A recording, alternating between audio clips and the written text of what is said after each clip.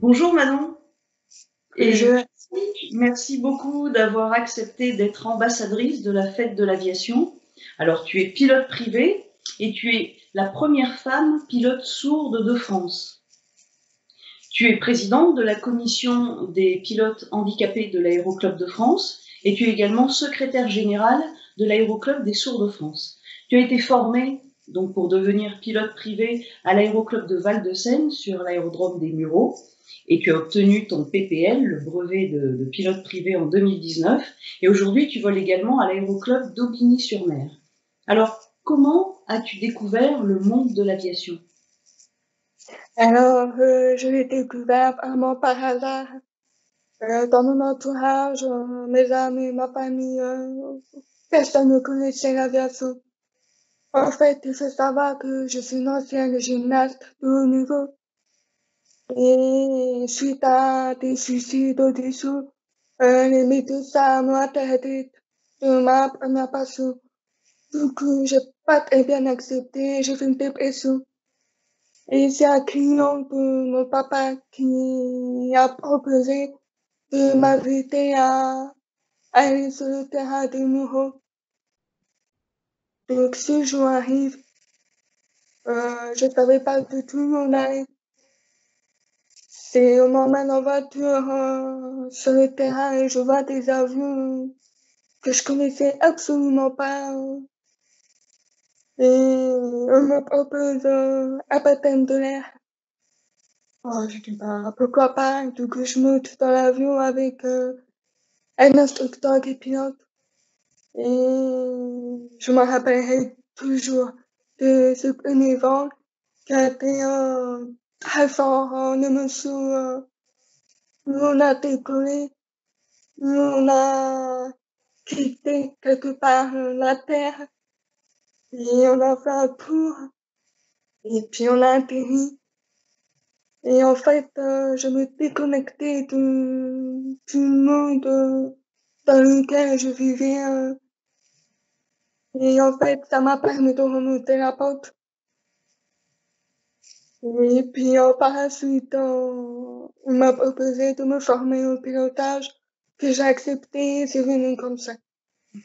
Et comment s'est déroulée l'instruction? À quel genre d'obstacles, difficultés as-tu été confrontée? Alors, il faut savoir que le premier obstacle, ça va être ma surdité, puisque dans l'aviation, il y a la communication via le tour opérateur. Donc, dans un premier temps, il a fallu que je passe à une visite médicale auprès du conseil médical de l'aviation civile. Cela s'est soldé par un refus, par le fait que je puisse pas répondre à la demande de la tour.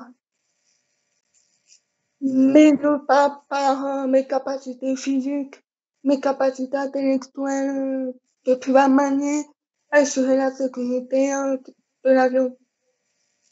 Du coup, avec tout mon entourage, avec le club et les amis pilotes, que je ne remercierai jamais assez, puis on a fait un groupe soudé. On a essayé de demander une dérogation dans le sens où je puisse quand même piloter dans les espaces aériens non contrôlés où la radio n'est pas obligatoire, de manière à ce que je puisse piloter seul dans les espaces aériens.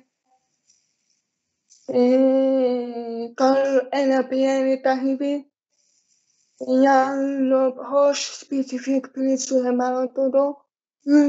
J'ai pu appuyer ma demande par ce biais-là et ça a été accepté à condition que je pilote dans les espaces aériens non contrôlés toute seule ou accompagnée d'un pilote dans les espaces aériens contrôlés, c'est-à-dire où la radio est obligatoire. D'accord. Et par ce biais, en même temps, il y a un inspecteur qui est venu pendant un cours d'instruction avec mon instructeur pour voir comment ça se passait au niveau des cours. comment je communiquais, comment j'arrivais à comprendre, comment je pouvais assurer la sécurité, etc. Et effectivement, il n'y a aucun souci particulier. Donc, les deux côtés ont été validés et donc ça a pu marcher.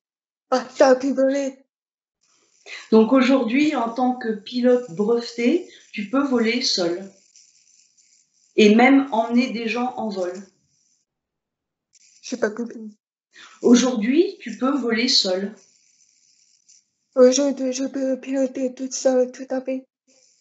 Là, en ce moment, je pilote à l'aéroclub Bobigny-sur-Mer, qui est dans un espace aérien non contrôlé. Donc, je peux décoller et atterrir toute seule, sans radio. D'accord. Et alors, voler, Tout se fait à vue. Alors, la devise de l'aviation, c'est de voir et d'être vu. tout à fait. Donc, tout répond à mes besoins. Et en plus, comme c'est quand on perd un sens, un autre se développe. Donc, dans mon cas, ça va être la vue qui va être plus développée. Donc, je vais plus percevoir les mouvements, les avions qui arrivent, etc. Donc, je vais pouvoir adapter mon mode de pilotage en fonction du trafic client autour de moi. Et alors, voler, qu'est-ce que ça t'apporte? Qu'est-ce que tu ressens? Ce que je ressens quand je vole, c'est la première, c'est une sensation de liberté incroyable. Le fait de pouvoir côtoyer les nuages de près, le fait de pouvoir en 3 dimensions, de les voir de manière différente quelque part. Et, et moi qui aime beaucoup les sensations fortes, il y a aussi le ronronnement du moteur de l'avion qui vibre. Et donc cette vibration, on le ressent à travers les fesses et ça remonte. Et aussi à travers le manche et les palonniers. C'est vraiment une sensation de toucher.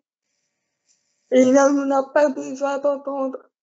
C'est vraiment le ressenti à travers les vibrations qu'on ne retrouve pas dans la vie quotidienne. Et donc, quand ça me libère l'esprit, ça me permet d'oublier ma différence, de m'évader. C'est une sensation de liberté vraiment incroyable. Alors, fin septembre aura lieu la fête de l'aviation. C'est quoi pour toi cette fête de l'aviation? Est-ce que tu vas essayer de transmettre ta passion? Alors, la fête de l'aviation, déjà, il y a le mot fête, fête. Bah, qui n'a pas envie d'aller à une fête? C'est, c'est la joie, c'est le bonheur de partager, de se retrouver tous, et de l'aviation en plus. Donc, c'est avec les avions. Donc, en fait, le principe, c'est de donner envie au public de découvrir le monde aéronautique, ce par quoi je suis passée, puisque je connaissais pas du tout le monde aéronautique, que j'ai pu découvrir à travers les fêtes. Et donc, j'encourage fortement à les visiter et qui permet de découvrir tous les domaines qu'il peut y avoir, à savoir l'aviation en général, mais il y a aussi l'aéromodélisme, les parapentes, les deltaplanes, l'espace, c'est un regroupement de partage, d'échange, et il y a aussi découvrir le monde professionnel. Ça travaille de tous les jours des pilotes si ça peut éveiller aux jeunes qui veulent éventuellement se projeter dans le monde aéronautique. Super. Bah écoute, merci beaucoup Manon, grand merci. Et puis À très bientôt sur un terrain d'aviation ou dans les airs et très belle continuation à toi.